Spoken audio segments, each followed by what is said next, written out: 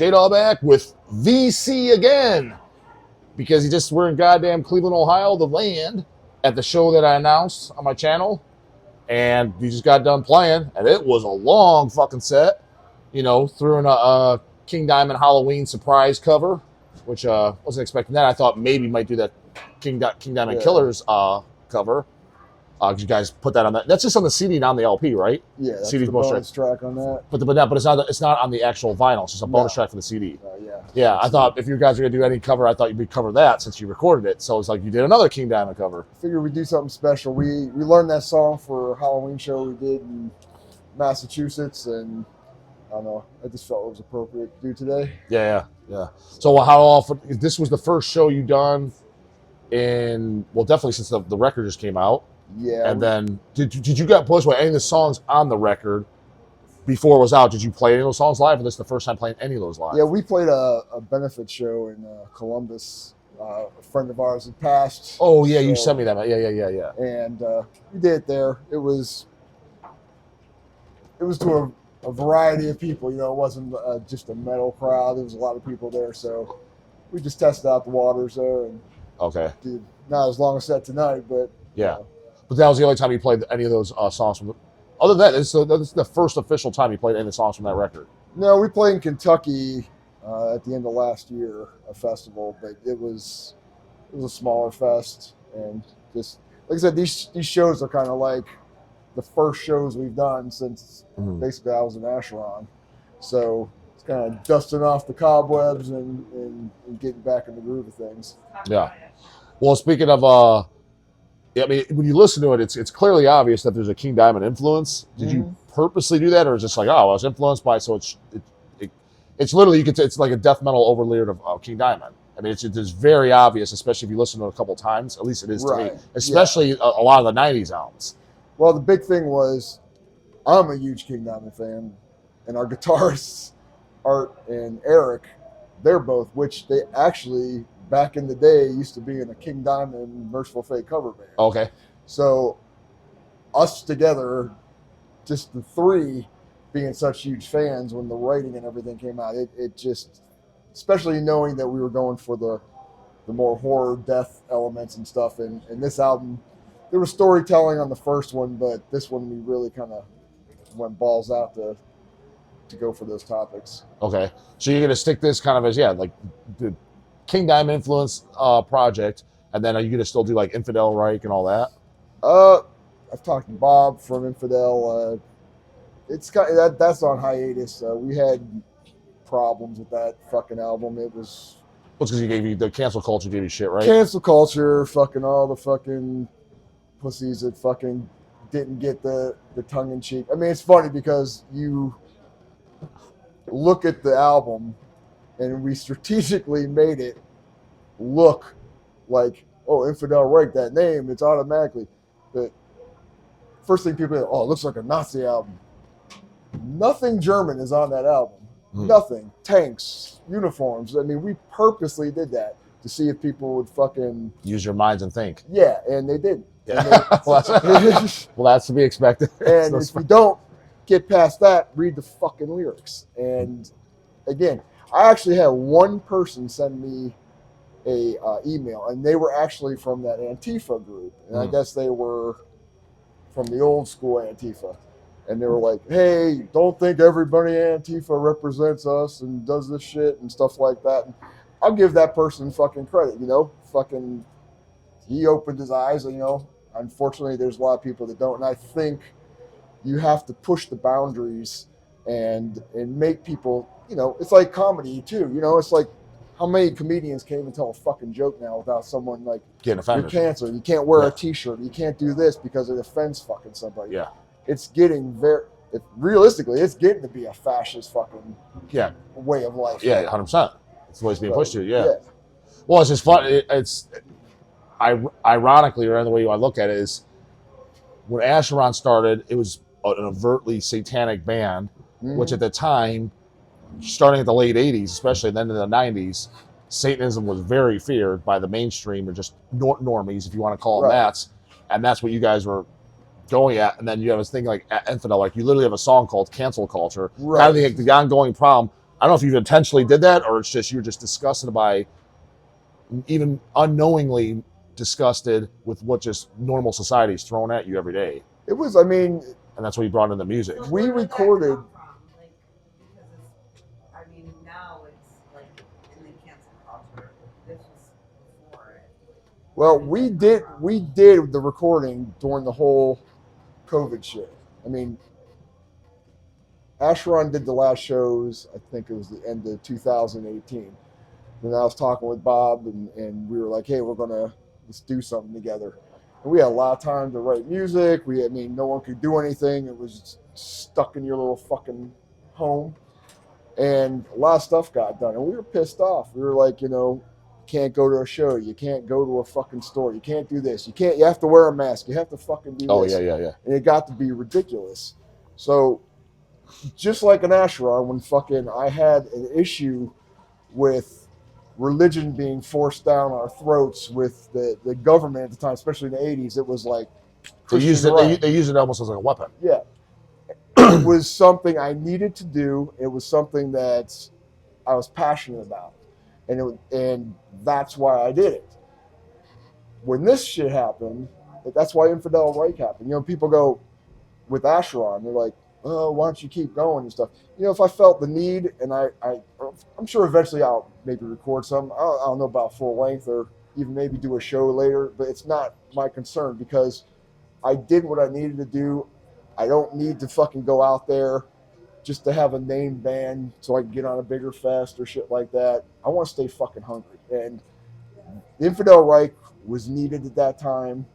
And, even though we got canceled ourselves, good. I'm glad we proved our fucking point about what's going wrong in society and around the world. So that and the Vincent Crowley band, this is another dimension I'm doing with my stuff. It's more important the artistic. I know some people laugh about the artistic with musicians and stuff, but it is art and it's something you express. Yeah. If I'm just writing fucking shit to shock people or fucking get people to buy an album, that's fucking lame. And I'd rather do what's fucking I feel in my gut than what everybody fucking else. Well, I think there's people mistake is there's a place for everything. Like, for example, there's I like stuff that's just purely extreme, like whether it be a band like Last Days Humanity, or if it's a black metal band, a melodic black metal band, an extreme black metal band, a death metal band, or complete artistic band, whether it be Vincent Crowley, King Diamond, Merciful Fate, whatever.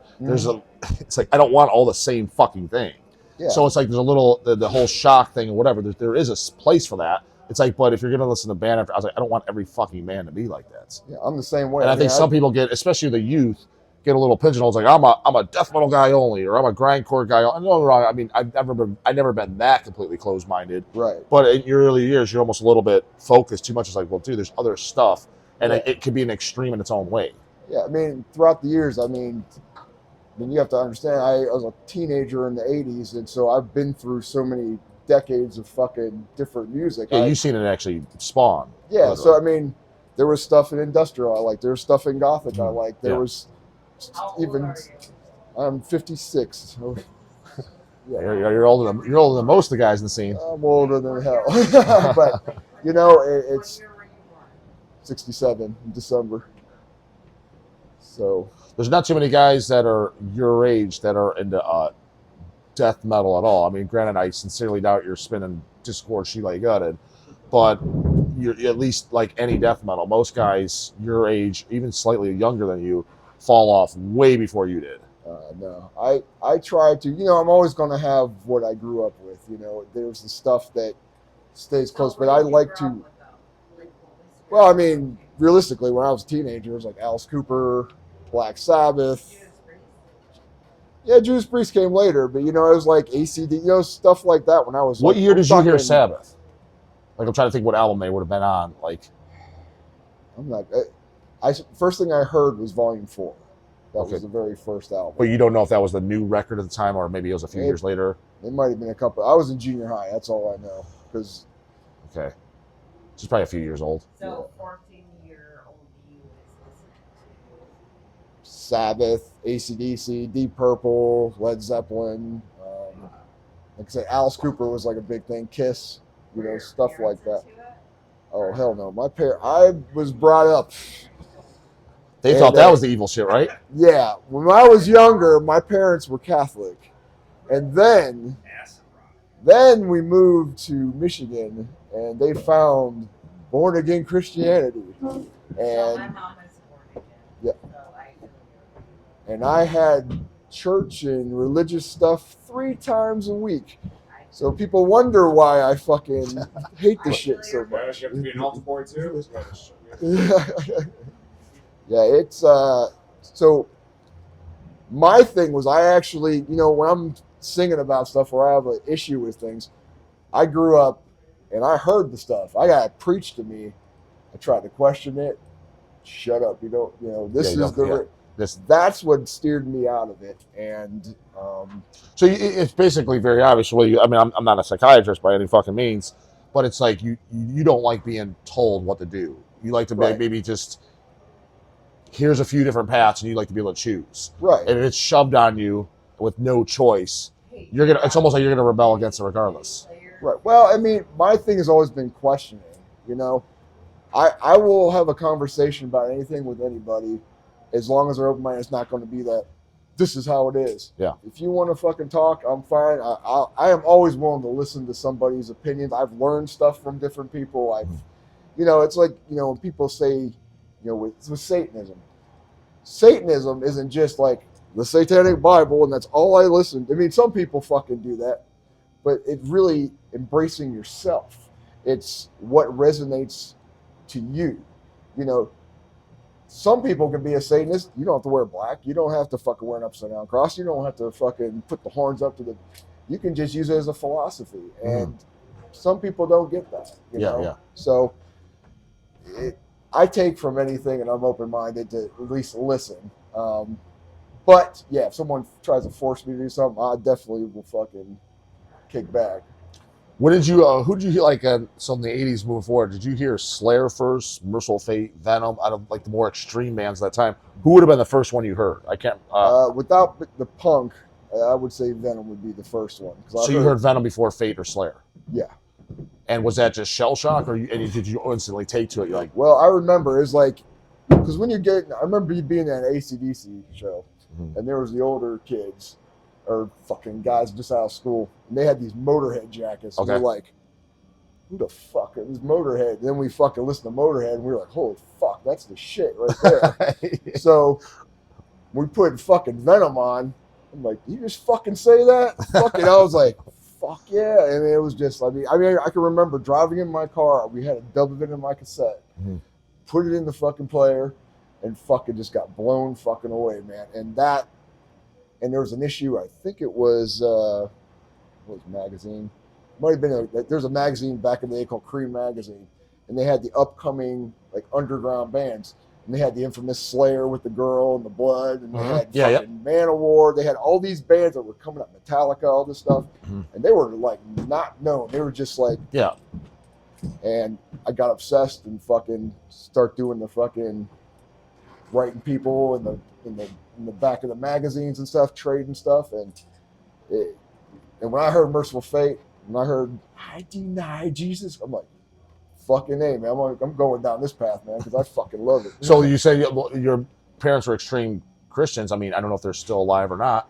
Yeah, they're still alive. What did they think, and what do they think about just everything? I guess they're not as religious anymore. They have their beliefs. I think throughout the years, because I'm not going to lie, I was a fucking problem as a kid. I got in a lot of trouble. I did shit I probably shouldn't have done. So it was a clash all the time. I got older, I got responsible. I'm doing my band. They see me fucking making albums. They see me fucking touring. They fucking see how I live my life. And we have a mutual respect now. We don't get in debates about, religion because it's just worthless. So they just don't even bring it's just they don't even bring it up. Yeah, it's one of those things just don't bring up. Okay. So that's where they stand now. Okay. But in the beginning, they probably didn't like it all. Like when you were first, No, in fact, I remember when I was, this is funny, when I was 13, they had a guy from church that played in a band that played rock. And his story was, he was the younger who had the long hair. He played in a hard rock band, and worshipped Satan, and Okay. Satan gave him drugs and girls and all that Yeah. stuff, and then he found God and shit. And they brought this guy over to the house to have a conversation with me. And he told me all these stories, and all I thought was, I want to fucking do that. It's like, Sounds like a good time. yeah, it's like, that just pushed me towards that. Yeah. So yeah, it's been a back and forth with that. So, Yeah.